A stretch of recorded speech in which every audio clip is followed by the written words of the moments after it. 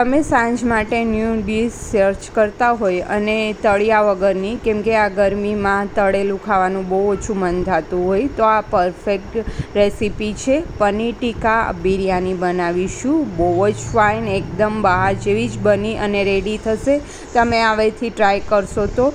અને સાથે આપણે ઠંડુ રાયતું બી સર્વ કરીશું, જેથી કરીને ગરમીમાં આપણને ઠંડુ ને એવું લાઇટ જ ખાવાનું મન થતું હોય છે. તો આ પરફેક્ટ રેસીપી છે. બહુ જ ફાઇન બની અને રેડી થશે.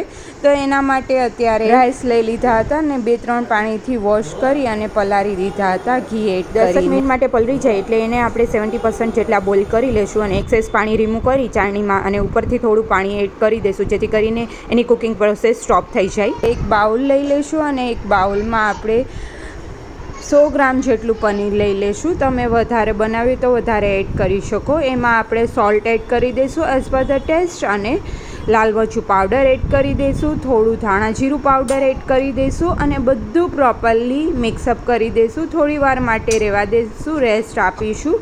ત્યારબાદ આપણે એક પેન લઈ લઈશું અને એ પેનમાં આપણે કાજુ કટ કરેલા છે એને ફ્રાય કરી લઈશું. લાઇટ ગોલ્ડન બ્રાઉન કલર જેવા થાય ત્યાં સુધી આપણે ફ્રાય કરી લેવાના છે.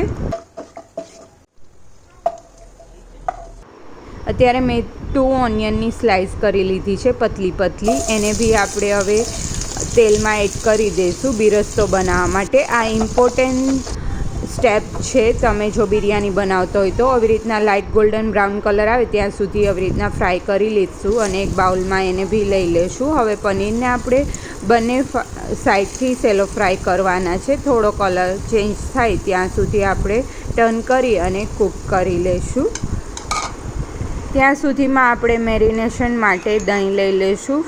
ક્રીમવાળું થોડું લેશો તો બહુ ફાઇન બનશે. અંદાજે નાની 1 વાટકી જેટલું દહીં લઈ લીધું છે અને એમાં બધા મસાલા એડ કરી દઈશું. સોલ્ટ એડ કરી દઈશું એઝ પર ધ ટેસ્ટ. હળદર એડ કરી દઈશું. થોડી હળદર વધારે હોય છે બિરયાનીમાં. લાલ મરચું પાવડર એડ કરી દઈશું. ધાણા જીરું પાવડર એડ કરી દઈશું.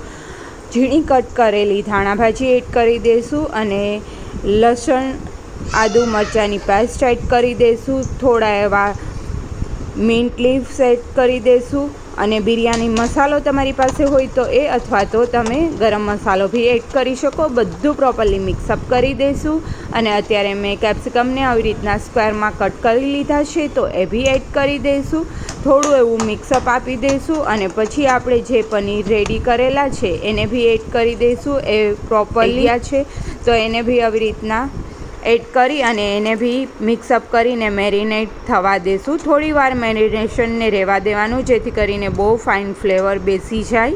ત્યાં સુધીમાં આપણે રાયતું બનાવી લઈશું. તો એના માટે દહીં લઈ લીધું છે હાફ બાઉલ. એમાં સંચર પાવડર, શેકેલ જીરું, મરી પાવડર અને થોડી એવી ધાણા ભાજી કટ કરેલી એડ કરી દઈશું અને ઝીણા કટ કરેલા ગાજર, કેપ્સિકમ, કાકડી બધું તમારે જે એડ કરવું હોય એ એડ કરી દેવાનું અને મિન્ટ લીવ્સ થોડા કટ કરેલા એડ કરીને પ્રોપરલી મિક્સઅપ કરી દઈશું. તો રેડી છે. આને એક સાઈડ મૂકી દઈશું ફ્રીઝમાં.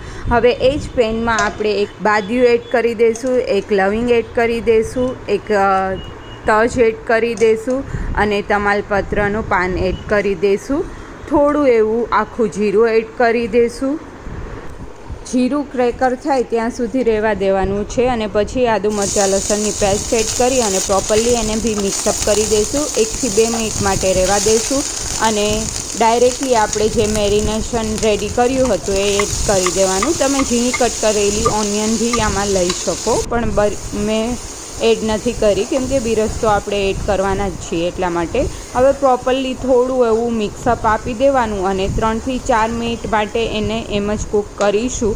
જો તમે બીજા કોઈ વેજીટેબલ એડ કર્યા હોય તો વધારે કૂક કરવા દેવું જોશે. અત્યારે મેં પનીર અને કેપ્સિકમ જ લીધા છે એટલે એ બંને ઇઝીલી કૂક થઈ જશે અને આવી રીતના સાઈડમાંથી પેનમાંથી તેલ છૂટું પડવા માંડે એટલે આ પરફેક્ટ સ્ટેજ છે. હવે ઉપરથી આપણે બિરસ્તો એડ કરી દઈશું.